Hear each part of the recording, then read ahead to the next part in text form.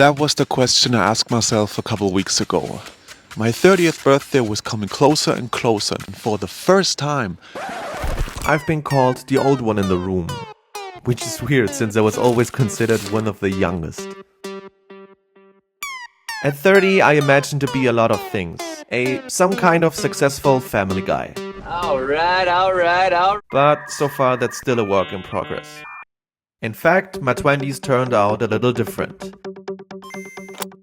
I met a lot of different people, traveled all over the world, tried several jobs, and learned new skills. But still, it felt like I've not achieved the things I initially expected to achieve at 30. as this crisis more and more appeared in my head, I just started to ask myself, do I have to settle down now, or do I just continue to do my thing? I mean, I still want to do and explore so much more stuff and don't want to look back at some point and think about the question, what could have been if I kept going? I could have had class. I could have been a contender.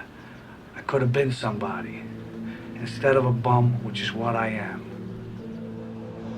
And now, as I turned 30 just yesterday, I don't want to talk about things I messed up or learned. I mean, there's already enough of that on YouTube. Instead, I want to put the 30 crisis in perspective and dive into what that specific age really means in today's world. Well, everybody knows age is a case of perception. The more you're away from a certain age, the more extreme seems your take on it. As a young child, I always saw the age of 30 as incredibly old and boring. But especially in my late 20s, I started to feel some kind of pressure. And that's because I was getting closer to the quote-unquote expiration date.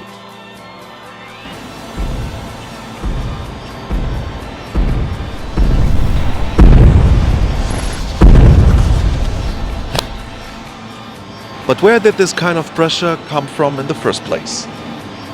It often originates from a combination of people's misconceptions and the expectations associated with specific life stages.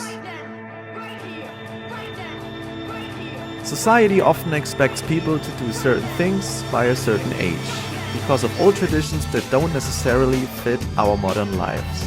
Here's an example.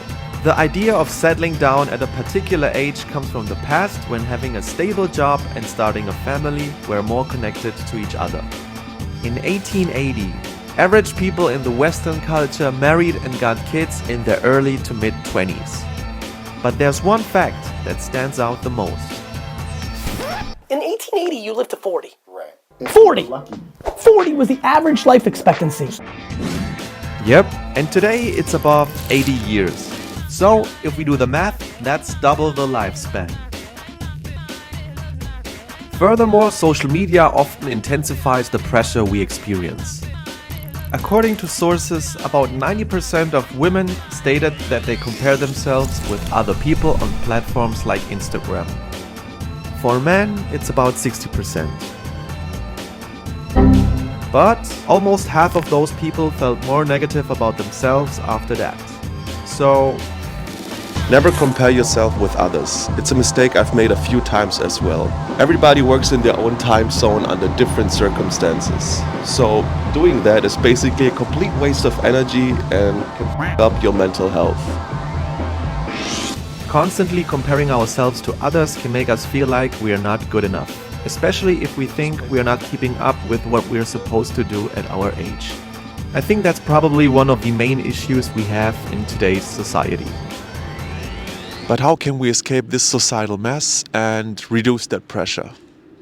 I recently stumbled across an interview with a man called Paul Offele?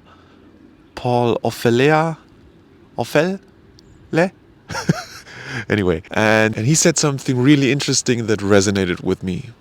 If you had to describe how people should live their lives in decades, how would you think about that? I have a good answer for that. Yeah. My mother said, honey, in your 20s, try everything. In your 30s, Figure out what you do best. In your 40s, make money for what you do best.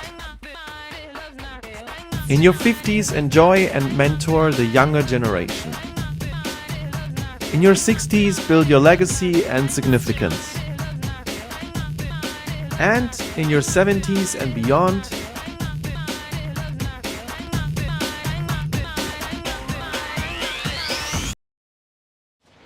Alright, so this kinda answers the question if I wasted my 20s. In fact, it means that my most important work is still to come.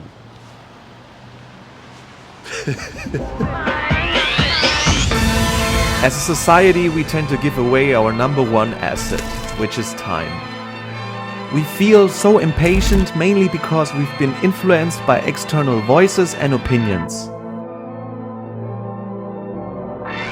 Instead of rushing through life, chasing deadlines and trying to meet societal expectations, it's important to remember that our individual journeys are completely unique. And so the pace at which we achieve our goals doesn't define our worth. As a matter of fact, the great thing about dreams is that there is no expiration date to them.